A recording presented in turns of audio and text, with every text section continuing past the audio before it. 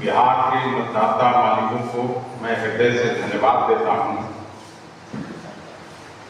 कि उन्होंने शांतिपूर्वक चुनाव संपन्न कराने का काम किया।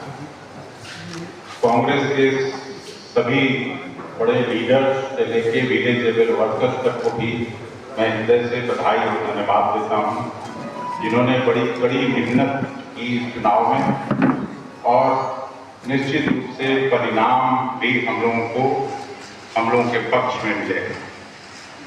1 तारीख की शाम को जो एग्जिट पोल आया वो बिल्कुल फॉल्स एंड फैब्रिकेटेड है।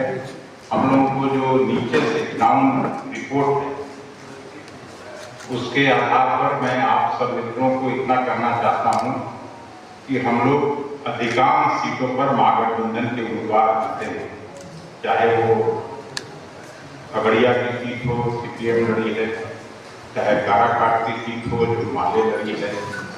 उस तरह से राष्ट्रीय जनता दल 1 दर्जन से ज्यादा सीटों पर आगे 6 से 7 सीट निश्चित रूप से कांग्रेस पार्टी जीत रही है, ये मैं कह सकता हूं। इसलिए एग्जिट पोल का जो भ्रम फैलाया जा रहा है, रियल एग्जिट इस सरकार का होने जा रहा है। कल शाम तक आपको पता चलेगा कि गृह मंत्री जी का एग्जिट है, प्रधानमंत्री जी का एग्जिट है और उनके मंत्रिमंडल का एग्जिट होने जा रहा है। आपको मालूम है कि आदरणीय एआईसीसी के प्रेसिडेंट खड़गे साहब ने 1 तारीख को ही महागठबंधन के सभी महत्वपूर्ण लीडर्स को दिल्ली में अपने आवास पर बुलाया था और फीडबैक लिया था, और जो फीडबैक है उसमें 295 सीट महागठबंधन पूरे देश में जीतने जाता है, ये खबर दिया।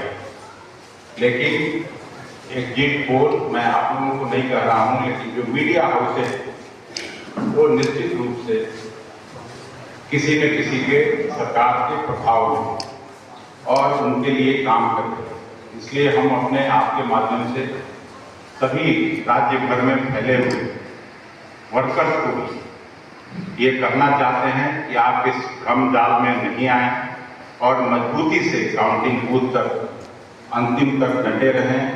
परिणाम हम लोगों के पक्ष में आ रहा है, ये हम अच्छी तरह से जानते हैं कि 7 सीट पक्का कांग्रेस जीतेगी, 13-14 सीट निश्चित रूप से राष्ट्रीय जनता दल के उम्मीदवार जीत रहे हैं और 3-4 सीट पर वाम दलों के लोग भी जीत रहे हैं।